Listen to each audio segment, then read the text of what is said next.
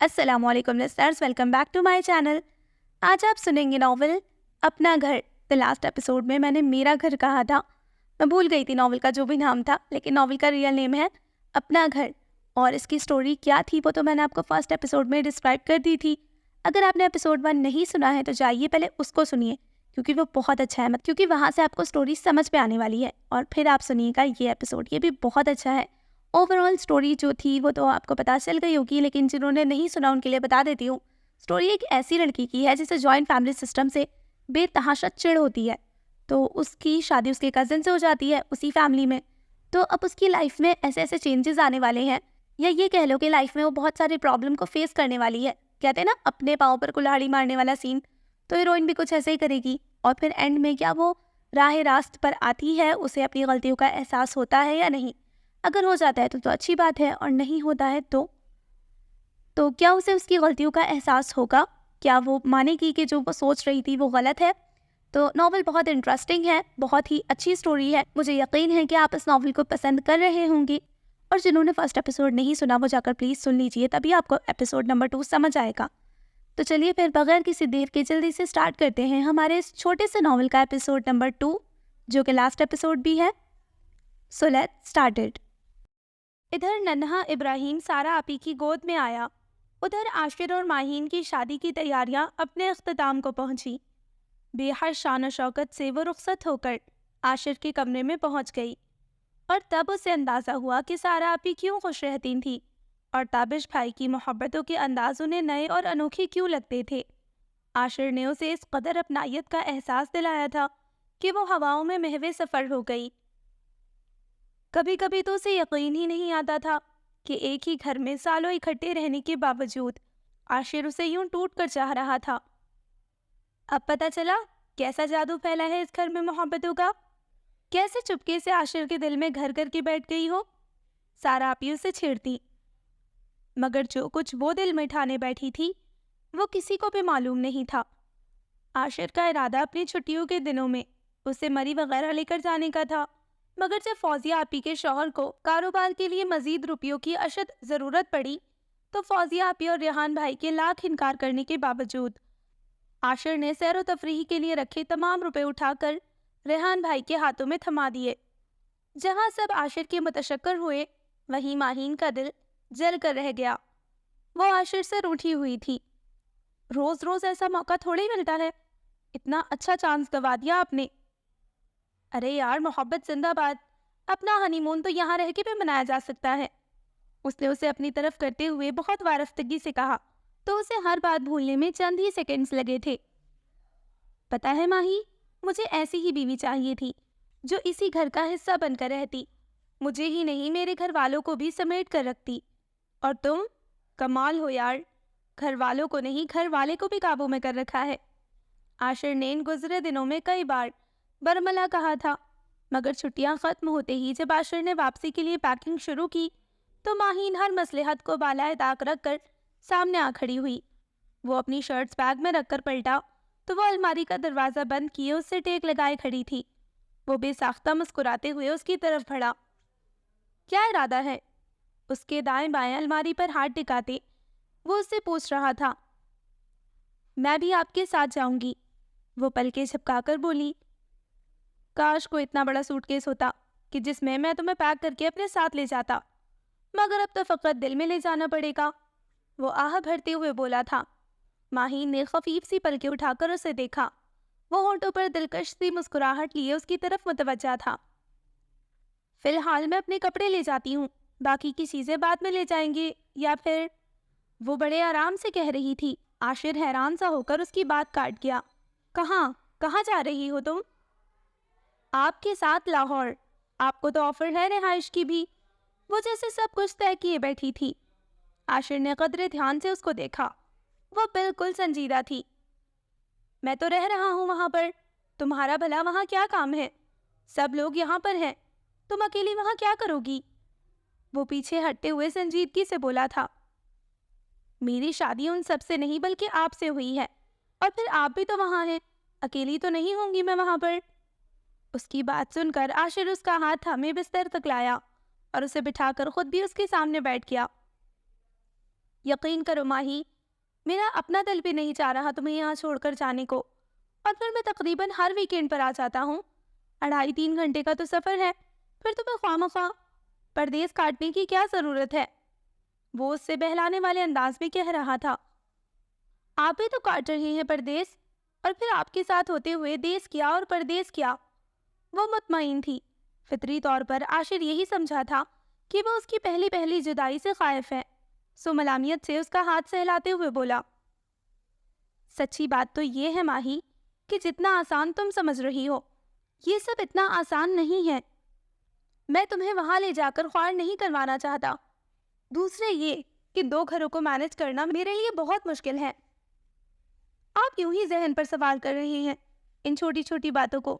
یہاں تابش بھائی ہیں، عدیل بھائی ہیں، اور ثاقب بھائی بھی اچھی خاصی جاب کر رہے ہیں سب لوگ۔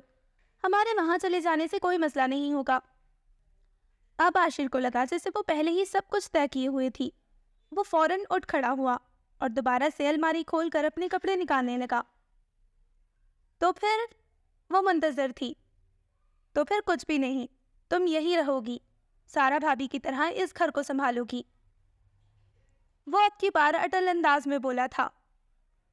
ایک عمر گزار دی ہے میں نے یہاں پر عاشر، شادی کے بعد تو کم از کم اپنے گھر جانا چاہیے نا۔ شوہر کا گھر ہی بیوی کا گھر ہوتا ہے ماہی۔ اور پھر کیا یہ تمہارا گھر نہیں جو تمہیں اپنے گھر کی ضرورت پیش آنے لگی ہے؟ وہ اپنا کام ادھورا چھوڑ کر بے یقینی سے اسے دیکھ رہا تھا۔ مگر میں ساری عمر اس چڑیا گھر میں نہیں گزار سکتی۔ وہ اتنے آرام سے اتنی بڑی بات کہہ گئی تھی تو اس کے پیچھے عاشر کی گزشتہ دنوں کی دیوانگی کار فرما تھی جو شادی کے بعد سے وہ اس کے لیے دکھا رہا تھا۔ مگر اب شٹ اپ ماہین، وہ بولا نہیں غرایا تھا۔ زبان سنبھال کر بات کرو، اس گھر میں میرے ہی نہیں تمہارے گھر والے بھی رہتے ہیں۔ تو رہتے رہے سب یہاں پر، مگر میں نہیں رہوں گی۔ وحشت ہوتی ہے مجھے جوائنٹ فیملی سسٹم سے، ہر وقت کا ہنگامہ اور نکتہ چینیاں۔ میں اپنی مرضی کی زندگی گزارنا چاہتی ہوں بس۔ وہ اب بھی بضد تھی۔ عاشر یوں تو بہت سمجھدار اور قدرے ٹھنڈی طبیعت والا شخص تھا، مگر کبھی کبھار آنے والا اس کا غصہ بھی دیکھنے والا ہوتا تھا۔ تم کیا کرنا چاہتی ہو جس کی آزادی نہیں ہے تمہارے پاس یہاں پر؟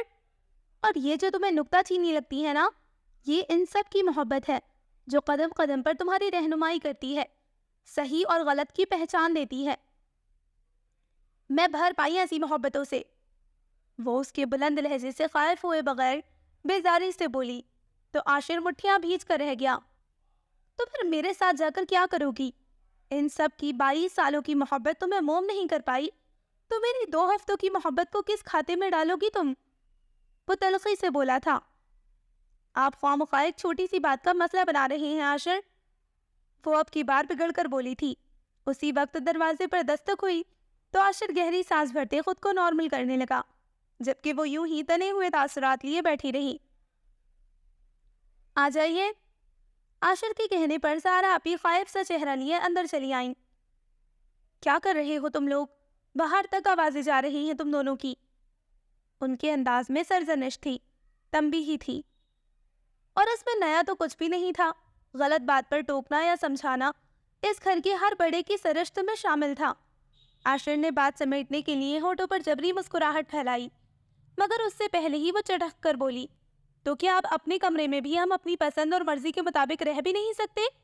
بات نہیں کر سکتے؟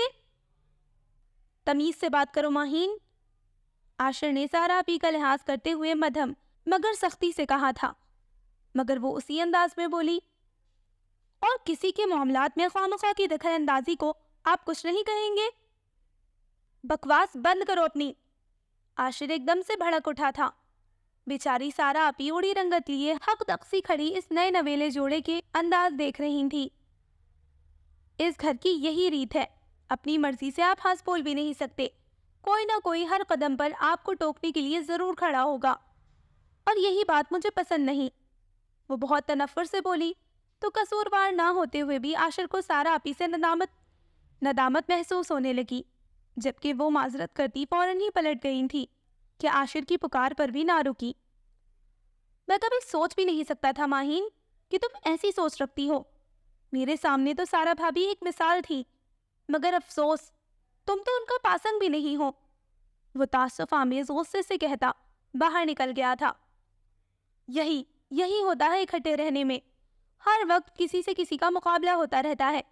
اینڈ آئی ہیٹ دس، وہ سلگ رہی تھی۔ عاشر نے چاہے جتنا بھی شور مچایا، غصہ دکھایا، مگر یہ تائی اماں کا ہی کمال تھا کہ انہوں نے ماہین کا سامان پیک کروا کر اسے بھی عاشر کے ساتھ روانہ کر دیا تھا۔ ماہین کو خود سے کوئی جنگ لڑنے کی ضرورت ہی نہ پڑی تھی۔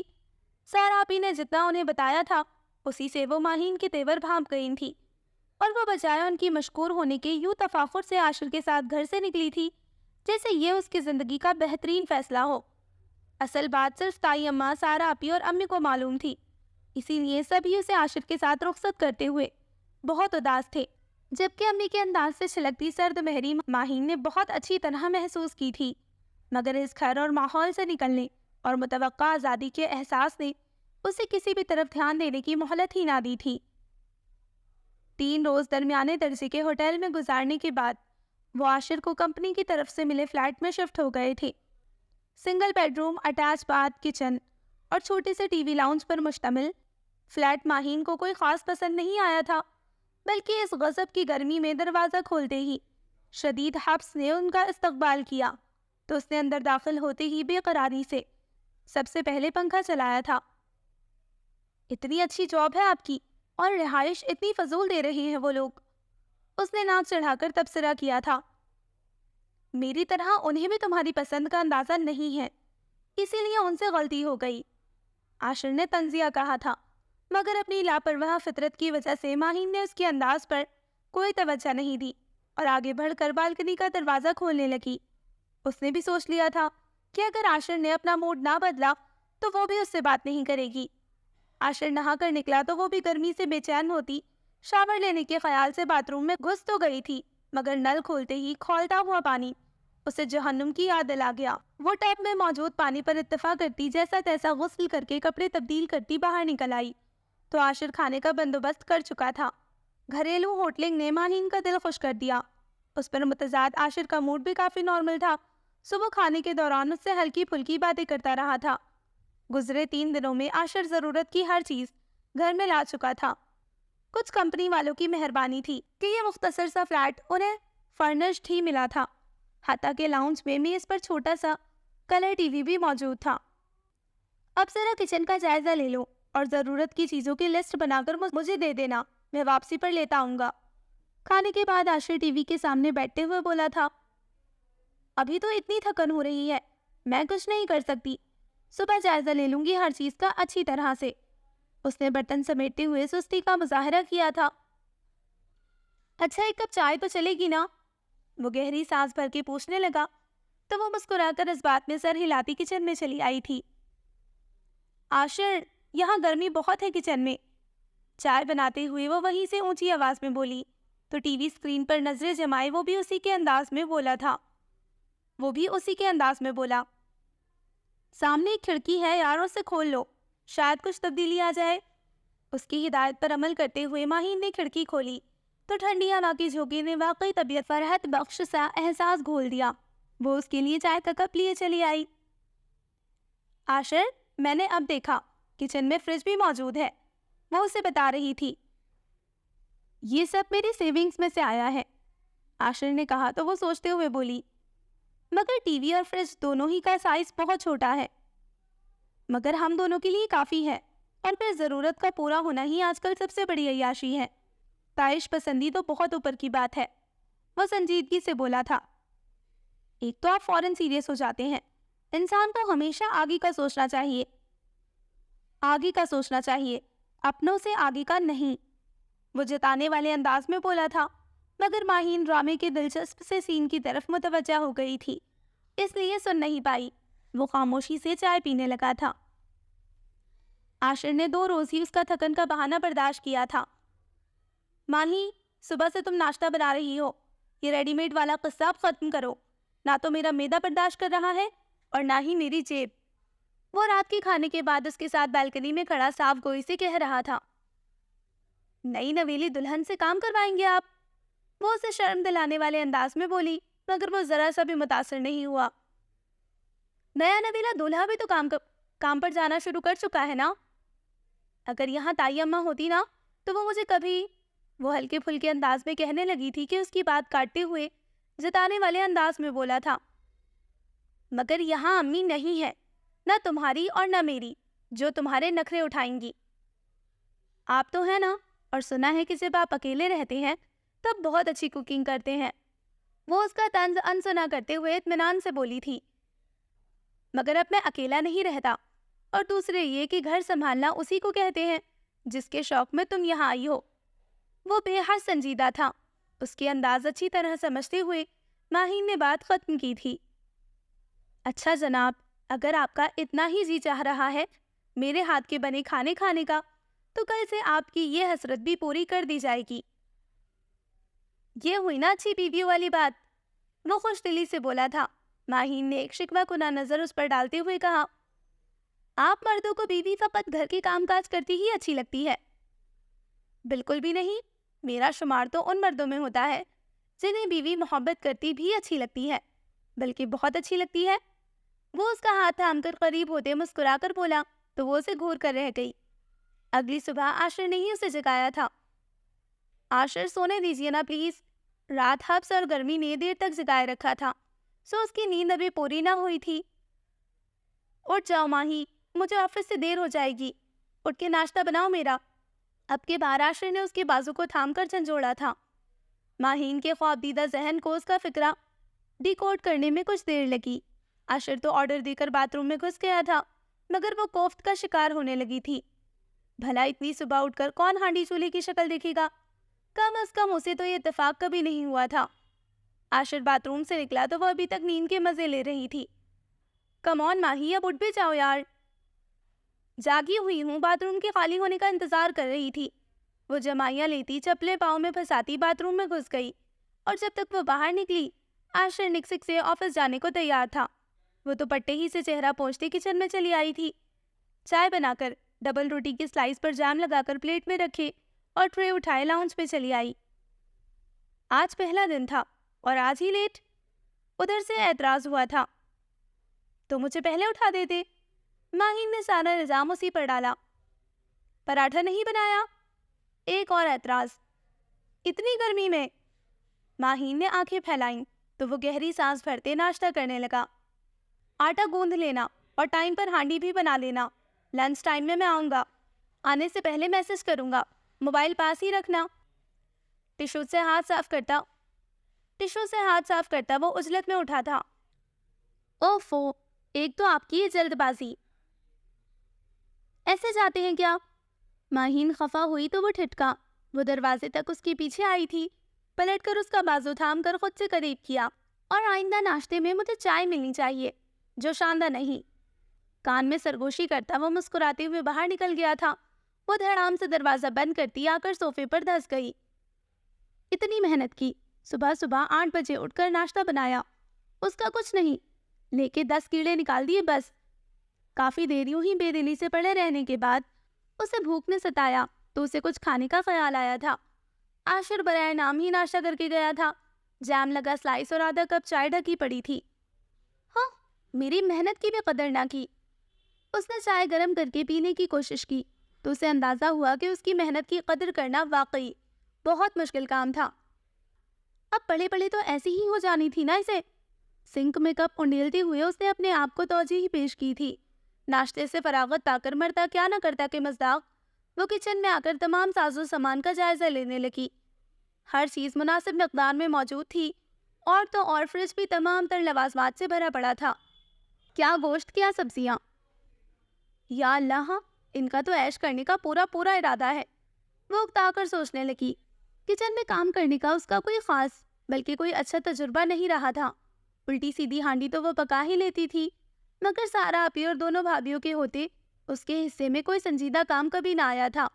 सो उसकी सलाहियत सिर्फ सलाद और अपने लिए चाय तक ही महदूद रह गई थी। उसे जमाइयाँ आने लगी थी। रात को कौन सा नींद पूरी हुई थी। छोटा सा फ्लैट, हब्स और गर्मी की शिद्दत। पहले मुझे थोड़ी सी नींद ले लेनी चाहिए, अभी तो बमुश्किल 9:45 हुए हैं। उसने मॉल क्लॉक पर नज़र डालते हुए सोचा। फिर आशिर का ख्याल आ गया, ये पता नहीं दोपहर को कब तक आएंगे। और भला लंच टाइम घर में करने की क्या तुक बनती है? मैं नहीं थी तब भी तो कहीं से खाते होंगे ना फिर। उसे कोफ्त होने लगी थी। वो सारी सोचें झटकती उठ गई। फिलहाल तो उसे एक अच्छी सी नींद की सख्त ज़रूरत महसूस हो रही थी। बीच में 2 मरतबा उसकी आँख खुली। पहली मरतबा 11:30 और दूसरी मरतबा 12:45। बस 10-15 मिनट और सो लूँ, उसने हस्बे आदत सोचते आंखें मूंद ली। और फिर उसकी आँख तब खुली जब दरवाजे की घंटी तवातर के 7 बज रही थी। वो हड़बड़ा कर उठी थी। दरवाज़ा खुलते ही आशिर की शक्ल देखकर उसने गहरी सांस भरी। इतनी देर? कब से बेल बजा रहा हूँ मैं? वो कोफ्त का शिकार था। शायद गर्मी में बाहर खड़ा होना मुश्किल काम था। पता ही नहीं चला, सो गई थी ना मैं। वह शर्मिंदा सी हो गई। उसकी नींद ऐसी ही थी, बेसुध। मैं फ्रेश होकर आता हूँ, खाना लगा दो, वो कहता हुआ बेडरूम में घुस गया था। वो जो जमाई लेती सोफे पर बैठने लगी थी, हड़बड़ा कर उठ खड़ी हुई। या अल्लाह, उसका दिल जोर से धड़का। ये तो मुझे ही खा जाएंगे। उसने परेशानी के आलम में बेडरूम का दरवाज़ा खोल कर देखा। वॉशरूम में से पानी गिरने की आवाज़ें आ रही थी। क्या करूं? घबराहट और शर्मिंदगी के मारे उसे रोना आने लगा था। वो शावर लेकर आया तो उसे सर थामे बैठे देखकर परेशान हो गया। क्या हुआ है माहीन? तफक्कुर से पूछा गया, मगर वो यूं ही बैठी रही। वो उसके पास बैठ गया। तबीयत तो ठीक है तुम्हारी? उसने डरते डरते आशिर की तरफ देखा और अटक अटक कर बोली, वो मैंने कुछ नहीं बनाया। क्या नहीं बनाया? आशिर समझ नहीं पाया था। उसे नॉर्मल मूड में देखकर माहीन ने झिझकते हुए झूठ बोल दिया। मेरी तबीयत ठीक नहीं थी ना, इसीलिए मैंने खाना नहीं बनाया। चंद लम्हों तक उसका चेहरा देखने के बाद उसने पूछा तो वो सटपटा सी गई। गर्मी बहुत थी ना, शायद बीपी लो हो गया होगा। इतना टाइम तो मिला नहीं था कि कोई जानदार सा बहाना तराश लेती, सो इसी से काम चला लिया। वो खामोश बैठा था। माहीन का दिल जैसे बहुत सोच सोच कर धड़क रहा था। वो उठा तो माहीन ने परेशान होकर पूछा, कहाँ जा रहे हैं? जाहिर है कुछ खाने को लेकर आऊंगा, वो संजीदगी से कहता दरवाजे की तरफ बढ़ा तो इत्मीनान की सांस माहीन के हलक से खारिज हुई। 15-20 मिनटों में वो पसीने से भीगा। खाना ले आया था। माहीन ने सब कुछ प्लेटों में निकाला। पानी भी ले आओ, आशिर ने टोका तो वो अपनी याददाश्त को कोसती पानी लेने भागी। वो बेहद खामोशी से खाना खा रहा था। लो जी, सारी मोहब्बत खाने पीने और खिदमतें करवाने तक ही है। वो अंदर ही अंदर किलस रही थी। चंद निवालों के बाद ही माहीन को अपनी भूख खत्म होती महसूस हुई तो उसने पानी का ग्लास उठाकर लबों से लगा लिया। खाना नहीं खा रही हो तुम? काफी देर बाद उसे ख्याल आया था। मुझे भूख नहीं है, कदरे खफकी भरे अंदाज में कहा। अभी वो नई नवेली दुल्हन थी। माहीन का ख्याल था थोड़ा सा नफरत तो बर्दाश्त कर ही लेगा, मगर वो आराम से बोला, अच्छा तो जाकर मेरे लिए एक कप चाय बना लाओ। वो रुका, फिर हर लफ्ज पर जोर देते हुए बोला, मगर वो सिर्फ चाय ही होनी चाहिए। खाने के बर्तन समेट कर जल्दी भुनती वो किचन में चली आई थी। आशिर के तंज ने दिल पर अलग वार किया था, सो उसने खासा दिल लगाकर चाय बनाई। सुबह तो शायद नींद की ज्यादती की वजह से गड़बड़ हो गई थी, मगर इस वक्त वो ताने सुनने के मूड में हरगिज नहीं थी। ना तनकीद ना तारीफ। चाय खत्म करते ही वो उठ खड़ा हुआ। रात का खाना बना लोगी या वो भी लेता आऊं? वो सादगी से पूछ रहा था, मगर माहीन को सरासर तंज लगा। मैं बना लूंगी, उसने रुखाई से कहा था। आशिर के जाने के बाद पहली बार उसे तन्हाई का शिद्दत से एहसास हुआ। आज़ादी के तसव्वुर से सरशार, उसने कभी उन जिम्मेदारियों के मुतालिक तो सोचा ही नहीं था जिनसे उनका पाला पड़ने वाला था। उसे बेसाख्ता ही सारा अभी याद आने लगी, जो उसकी हर मुश्किल अपने सर लेने को हम वक्त तैयार रहती। और ये मुश्किल अक्सर उन कामों की सूरत में होती जो कभी कभार अम्मी उसके जिम्मे लगाती थी। खुद एहतसाबी का लम्हा सामने आया तो वो खुद को सरजनिश करती उठ खड़ी हुई। थोड़ी सी तवज्जो और मोहब्बत से सब ठीक हो जाएगा। वो बर्तन लिए किचन में दाखिल हुई तो उसे एहसास हुआ कि लाहौर की गर्मी यूं ही मशहूर नहीं। उसे अम्मी के घर का बड़ा सा किचन याद आने लगा। रात के गंदे बर्तन सिंक में पड़े थे। नल में से पानी बहुत गर्म आ रहा था। उसने बमुश्किल बर्तन धोए तो जरा सी देर में ही वो पसीने में नहा गई। उसका दिल घबराने लगा था तो वो जल्दी से लाउंज में आकर पंखे के नीचे बैठ गई। या अल्लाह, काम कैसे होगा? रात की खाने की तैयारी का ख्याल तलवार की मानिंद सर पर लटक रहा था। اسے نہیں یاد تھا کہ اس نے کاموں کے لیے کبھی اتنی مشقت کی ہو. اسے اتنا پسینہ آیا ہوا تھا. وہ تو گرمیوں میں بھی صاف ستھری اور خوشبوؤں میں بسی رہتی تھی. ایک خیال تو آیا کہ فوراً نہا کر دوسرے کپڑے پہن لے، مگر ابھی کھانا بنانا ہے اور پھر پانی بھی بہت گرم ہے. وہ مارے باندھے پھر سے کچن میں چلی آئی تھی. پکنے میں سب سے آسان اسے چاول اور چنے ہی لگے تھے. اس نے چنے بھگو کر رکھ دیے. یہ تو ہر کوئی کھا لیتا ہے، پکنے میں بھی آسان ہوتے ہیں. وہ سوچ سوچ کر کام کر رہی تھی. کبھی اتنی دلچسپی سے خانہ داری کے امور اس نے سر انجام نہیں دیے تھے. کاموں میں تسلسل یا روانی کیسے ہوتی؟ لہسن اور پیاز لے کر وہ لاؤنج میں آ گئی. لہسن چھیلنا ایک مشکل مرحلہ تھا تو پیاز کاٹنا اس سے بڑی مصیبت. وہ آنکھوں پر پانی کی چھینٹیں مارنے بھاگی. شام کو عاشر گھر پہنچا تو وہ تمام کاموں سے فارغ شاور لے کر فریش سی ٹی وی دیکھ رہی تھی. اٹھ کر دروازہ کھولا اور ایک خوبصورت سی مسکراہٹ اس کی نظر کی. بہت اچھا ریسیپشن دے رہی ہو، کیا بات ہے؟ اسے بازوؤں کی گھیرے میں لے کر اندر بڑھتے ہوئے اس نے شرارت سے پوچھا. میں آپ کے لیے پانی لاتی ہوں. ہاں پلیز. وہ صوفے پر دھس گیا. عاشر کے خوشگوار موڈ نے ماہین کو مطمئن کر دیا تھا. وہ جلدی سے پانی کا گلاس لے کر پلٹی. وہ پرسوچ انداز میں اسے دیکھتے ہوئے گھونٹ گھونٹ پانی اندر اتار رہا تھا. یوں کیا دیکھ رہے ہیں؟ اس کی نگاہ کے ارتکاز سے وہ پزل ہوئی.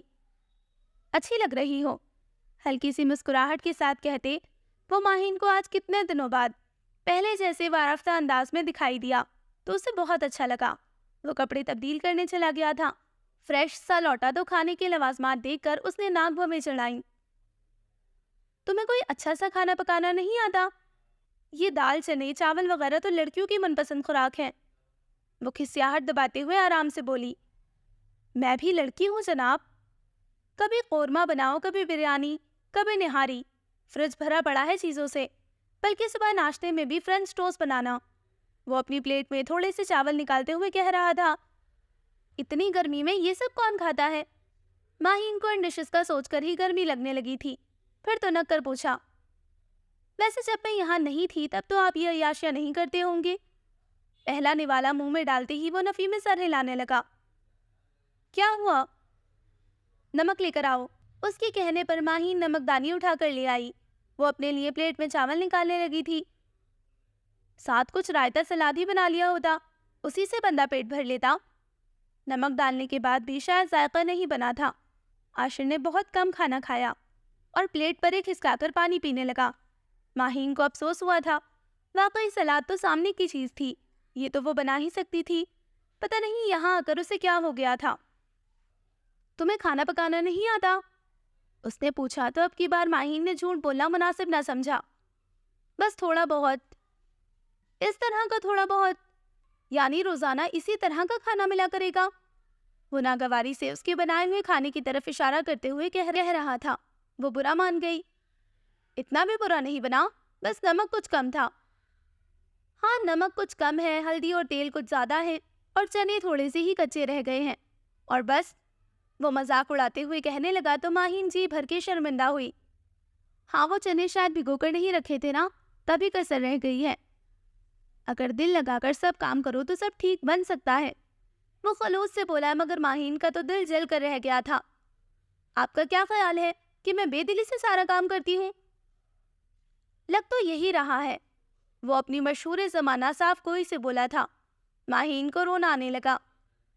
یہ سب میں صرف آپ کی خاطر کر رہی ہوں.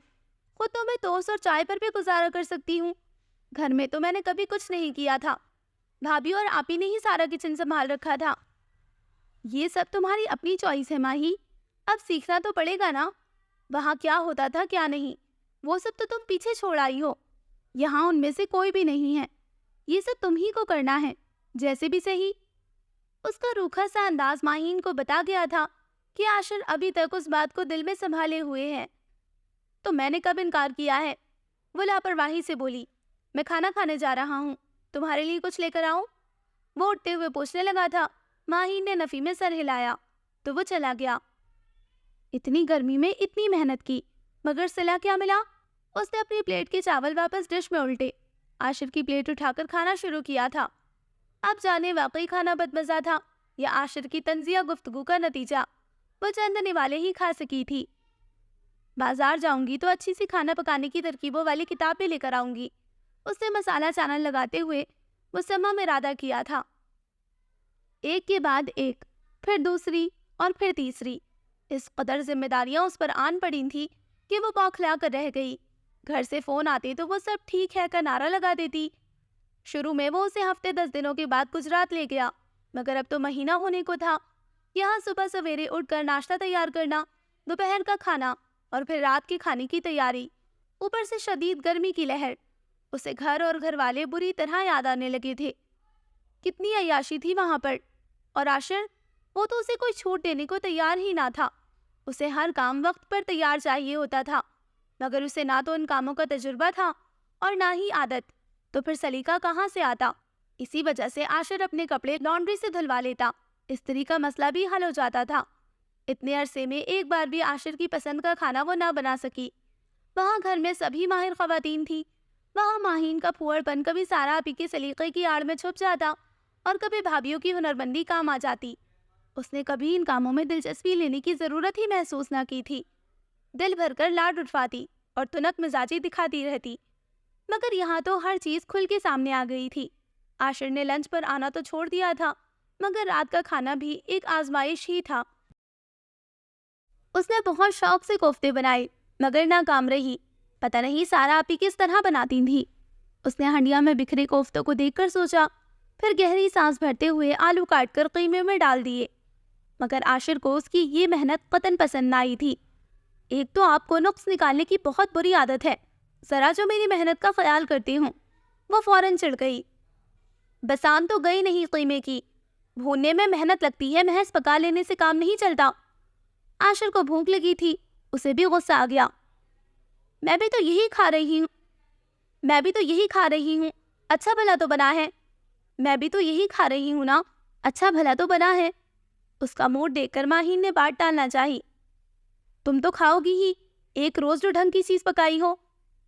عاشر، اب آپ زیادتی کر رہے ہیں۔ تو کچھ غلط کہہ رہا ہوں میں؟ غلط تو میں ہوں، سارا دن کچن میں خواری برداشت کرتی ہوں، ڈھیروں اوپر کے کام جو اتنی گرمی میں اکیلے کرنے پڑتے ہیں، اور آپ پھر بھی خوش نہیں۔ اسے بھی غصہ آ گیا تھا۔ اس میں نیا کیا ہے؟ ہر بیوی یہ سارے کام کرتی ہے۔ وہ لاپرواہی سے بولا، پھر اسے جتانے لگا۔ اپنا گھر یوں ہی نہیں سنبھالا جاتا میڈم، اور پھر یہ سب تو تمہاری اپنی چوائس ہے۔ ہر عورت کی خواہش ہوتی ہے اپنے گھر کی۔ میں نے ایسا کیا غلط کیا تھا جس کے لیے ایک چھوٹی سی بات کو تانا بنا کر رکھ دیا میرے لیے؟ وہ پھٹ پڑی تھی، مگر وہ اتنے ہی اطمینان سے بولا تھا، جسے تم ٹھوکر پہ رکھ کر آئی ہو نا، وہ تمہارا اپنا گھر تھا، جہاں بہت سے محبت کرنے والے لوگ تھے، ہر طرف تمہارا ساتھ دینے کے لیے، مگر تم نے ان کی محبتوں پر اکیلے پن کو فوقیت دے کر خود کو بالکل اکیلا کر لیا ہے۔ محض میں تمہارا کہاں تک ساتھ دوں؟ وہ کھانے کے برتن پر یہ دھکیلتا اٹھ کھڑا ہوا۔ باوجود ضبط کے اس کی آنکھوں میں آنسو آ گئے تھے۔ کس قدر ظالم بن گیا تھا وہ، کس قدر سفاکی تھی اس کے لفظوں میں۔ بے شک وہ حقیقت ہی بیان کر رہا تھا، مگر اس کے نازک احساسات کی پرواہ کیوں نہیں کرتا تھا؟ وہ ہاتھوں میں منہ چھپا کر رونے لگی۔ وہ شاید کھانا کھانے جا رہا تھا، باہر نکلا تو اسے روتے دیکھ کر نادم ہو گیا۔ آئی ایم سوری یار، بس بھوک میں میرا دماغ الٹ جاتا ہے۔ وہ اس کے پاس بیٹھ کر معذرت کرنے لگا۔ کوئی ضرورت نہیں ہے معذرت کرنے کی، آپ جو کرتے ہیں درست کرتے ہیں، وہ تلخی سے بولی۔ مجھے پتا تھا تم حقیقت کو تسلیم کر لو گی، وہ شرارت سے بولا تھا، پھر اس کے پاس آیا۔ ہاں، وہ اتنی جلدی راضی نہیں ہونا چاہتی تھی۔ چلو اچھا، اب ناراضگی ختم کرو، تمہارے بغیر میں کیا کروں گا؟ وہ بڑے لاڈ سے منا رہا تھا۔ وہ نہ چاہتے ہوئے بھی مسکرا دی۔ یہ ہوئی نا پیاری بیویوں والی بات۔ وہ خوش ہوتے ہوئے صوفے پر پھیل کر بیٹھ گیا۔ بڑی سخت بھوک لگ رہی ہے، جلدی سے آملیٹ بنا دو، اچھا سا۔ اس کی فرمائش پر وہ سلگ اٹھی۔ کھانے کے علاوہ بھی کچھ سوچتا ہے آپ کو؟ اچھا سا۔ سوچتا تو اور بھی بہت کچھ ہے، مگر پہلے پیٹ پوجا پھر کام دوجا۔ اس کے رخسار پر شرارت سے انگلی پھیرتے ہوئے وہ بولا تھا۔ وہ جلدی سے اٹھ کر کچن میں آ گئی۔ بس یہی ہے ان کی محبت۔ اتنی گرمی میں میرا ذرا بھی خیال نہیں، وہاں ہوتی تو کوئی چائے تک نہ بنانے دیتا مجھے اتنی گرمی میں۔ تائی اماں تو میرے آگے پچ پچ جاتی تھی، اور سارا آپی، اسے بہت سے چاہنے والوں کی محبتیں یاد آئی تھی۔ ابھی تک ان میں سے کسی نے ادھر کا چکر نہیں لگایا تھا، شاید سبھی لاہور کی گرمی سے گھبراتے تھے، اوپر سے عاشر بھی جیسے اس مرتبہ گجرات جانا بھولا ہوا تھا۔ ماہین نے کئی بار کہنا چاہا مگر انا آڑے آ گئی، کیونکہ جس طرح وہ اس کے ساتھ لاہور آئی تھی اس کے پیش نظر تو اسے واپسی کا نام بھی نہیں لینا چاہیے تھا۔ اور یہاں کیا تھا؟ سارے دن کی وحشت اور تنہائی، سارا دن اکیلی وہ ایک جگہ سے دوسری جگہ اٹھتی بیٹھتی رہتی۔ اب تو عاشر بھی لنچ پر آنا چھوڑ چکا تھا۔ تنہائی میں مزید اضافہ۔ میرے لیے بھی تو ٹائم نکالا کرے، وہ عاشر سے الجھتی۔ یہاں تو میری یہی روٹین ہے، اس شہر میں کام کے لیے رہتا ہوں، تفریح تو ایک ہی تھی، گجرات جانا، وہ اطمینان سے کہتا۔ سارا دن میں گنگو کی طرح بیٹھی رہتی ہوں، آپ آتے ہیں تو کھانا کھاتے ہی سونے کی پڑی ہوتی ہے، کیا اسے زندگی کہتے ہیں؟ اسے عاشر کی بے اعتنائی کا سخت دکھ تھا۔ اتنی گرمی میں تمہیں کہاں تفریح کرواؤں؟ نہ دن میں خوشگوار موسم ہوتا ہے اور نہ رات کو، اور پھر کہو گی کہ تانے دیتا ہوں، مگر یہ سب تو تم ہی چاہتی تھی۔ یہاں نہ شور ہے نہ ہنگامہ، نہ روز روز کی تقاریب، اور نہ ہی بچوں کا غل غبار۔ میرے سمجھ میں نہیں آتا کہ اپنا پسندیدہ ماحول بھی تم انجوائے کیوں نہیں کر رہی؟ وہ صحیح بات کہتا، ماہین کو ظالم لگتا تھا۔ اپنا گھر، چاہے میکہ ہو یا سسرال، ایک ڈھال کا کام سر انجام دیتا ہے، اور اس کا میکہ اور سسرال تو ایک مثالی گھر تھا جو اسے ہر سرد و گرم سے بچائے ہوئے تھا۔ پانی بہت گہرا تھا، مگر یہ بات اسے پانی میں اتر جانے کے بعد پتہ چلی تھی۔ وہ شور ہنگامہ جس سے اسے شدید نفرت محسوس ہوا کرتی تھی، اسی کو اب اس کی سماعتیں ترس گئی تھی۔ فون پر گھر والوں سے بات ہوتی تو وہ فری پیکج کی وجہ سے کتنی دیر تک سب سے باتیں کرتی رہتی۔ وہاں سب اس کی تبدیلی پر خوش تھے۔ کہاں تو اس کے سر میں ہلکا سا درد اٹھنے پر سب اس کے آگے پیچھے پڑنے لگتے تھے، کہاں یہ کہ وہ بخار میں مبتلا تھی اور پاس کوئی پانی پلانے والا بھی نہیں تھا۔ عاشر لنچ ٹائم میں آنے کا وعدہ کر کے گیا تھا، مگر اب 2 بجنے کو تھے اور اس کی کوئی خبر نہ تھی۔ سب کے مہربان چہرے اس کی نظروں کے سامنے گھومنے لگے۔ بہت بڑی نافرمانی کی ہے میں نے آپ سب کی محبتوں کی ناقدری کر کے، اسی لیے تو میری من پسند زندگی میں بھی مجھے سکون نہیں ملا۔ وہ رو دی، ایک تو بخار، اوپر سے لگاتار رونا، طبیعت اتنی بگڑی کہ وہ ہل کر پانی بھی نہ پی سکی۔ اسے لگا جیسے تمام حواس جواب دینے لگے ہوں۔ شاید میں مر رہی ہوں، یا خدا مجھے اتنی تو مہلت دے کہ میں گھر والوں سے معافی مانگ سکوں۔ اسے اچانک یوں لگا جیسے کمرے کا دروازہ کھلا ہو، اسے جنت دکھائی دی تھی۔ امی، اس کی آواز بیدار ہونے لگی، تائی اماں اور سارا آپی۔ ماہی میری جان، امی نے لپک کر اسے اپنی پرشفقت آغوش میں لیا۔ محبتیں اس کے آس پاس اٹکھیلیاں کرنے لگی۔ سارا آپی نے ٹھنڈے پانی کا گلاس اس کے لبوں سے لگایا تو وہ کتنے ہی بڑے بڑے گھونٹ بھر گئی۔ وہ تینوں اس کے لیے متفکر تھی۔ سر جھکائے بیٹھے عاشر کو زبردست جھاڑ پڑ رہی تھی، مگر ماہین کو شک ہو رہا تھا کہ وہ مسکرا رہا تھا۔ شکوے، شکایات، الزامات، اس نے عاشر کو ڈانٹ پڑوانے میں کوئی کسر نہ چھوڑی تھی۔ اور پھر ندامت۔ مجھے واپس جانا ہے تائی اماں، اسی محبت بھری چھاؤں میں۔ آ گیا نا دماغ ٹھکانے پر؟ محبتوں کو ٹھکرانے والا یوں ہی ٹھوکر کھاتا ہے۔ عاشر طنز سے باز نہیں آ رہا تھا۔ تائی اماں نے اس کے شانے پر دھموکا جلتے ہوئے اسے آنکھیں دکھائیں۔ خاموش رہو تم۔ مجھے احساس ہو گیا ہے تائی اماں، اپنوں کی چھاؤں چھوڑ کر سایہ تلاش کرنا حماقت ہوتی ہے۔ اور وہ چڑیا گھر، وہاں رہ لو گی تم؟ عاشر کچھ بھی نہیں بھولا تھا۔ بکواس کی تھی میں نے، بس، یا اور کچھ؟ ٹینشن کے زیر اثر اس پر وہ چڑھ دوڑی۔ دیکھا میکے والوں کی کتنی سپورٹ ہوتی ہے؟ عاشر نے اس کی یوں بدلحاظی دکھانے پر اسے جتایا۔ کیوں خواہ بات کو بڑھاتے ہو عاشر؟ بچی سے غلطی ہو گئی تھی۔ تائی اماں کی فراخ دلی کی تو ایک دنیا معترف تھی۔ اس کی آنکھیں بھر آئیں۔ یہ بھی حق پر ہے تائی اماں، یہ میری زندگی کی سب سے بڑی اور بدترین غلطی تھی، جو میں اتنی محبتوں سے متنفر ہو کر اپنی الگ دنیا بلکہ ویرانہ بسانے چلی تھی۔ مگر اب مجھے اچھی طرح سے احساس ہو گیا ہے کہ اپنوں کے بغیر انسان کچھ بھی نہیں۔ چلو اب بس کرو ماہی، ہمیں تو عاشر نے زبردستی یہاں آنے سے روک رکھا تھا، ورنہ ہم تمہیں کیسے مشکل میں تنہا چھوڑ سکتے تھے؟ سارا آپی سے اس کا رونا دیکھا نہ جا رہا تھا۔ ان سے بڑھ کر اس کی بے وقوفیوں سے بھلا اور کون واقف تھا؟ انہوں نے بھی بہت برا سلوک کیا ہے میرے ساتھ۔ ایک تو رعب ڈال ڈال کر کام کرواتے تھے، پھر 100 نقص بھی نکالتے تھے۔ اس کو تو میں اچھی طرح سے پوچھوں گی، تم چلو ہمارے ساتھ۔ تائی اماں نے اسے تسلی دی تھی۔ واپس اسی چڑیا گھر میں سارا ابھی شرارت سے بولی تو آشر نے ٹکڑا لگایا، کیونکہ وہاں سب تمہارا خالی پنجرا دیکھ دیکھ کر اداس ہو گئے ہیں۔ سب کی ہنسی پر جھیپ کر اس نے بڑی اماں کی مہربان آغوش میں منہ چھپا لیا تھا۔ وہ تو عاشر کی بھی مشکور تھی، جس نے بڑی ہوشیاری سے اسے چھٹی کا دودھ یاد دلاتے ہوئے اس کی غلطی کا احساس دلوایا تھا۔ بے فکری اور طمانت کی پرسکون احساس میں گھر کر اس نے آنکھیں موند لی۔ کیا باقی کی تمام عمر محبتوں کی شجر تلے بہت آسودگی سے گزرنے والی تھی۔ So listeners, this was the end of the novel اپنا گھر۔ سوری، میں نے اس ناول کا نام غلط پروناؤنس کر دیا تھا، مجھے یاد نہیں رہا تھا کہ نام اپنا گھر ہے یا میرا گھر ہے۔ بہرحال سٹوری بہت اچھی تھی، بہت ہی انسپریشنل اور بہت پیاری سی سٹوری تھی۔ مجھے امید ہے کہ آپ کو یہ چھوٹا سا پیارا سا ناول اچھا لگا ہوگا۔ انشاءاللہ جلد ملتے ہیں کسی نئے ناول کے ساتھ، تب تک اپنا خیال رکھیں، دعاؤں میں یاد رکھیں۔ اللہ حافظ۔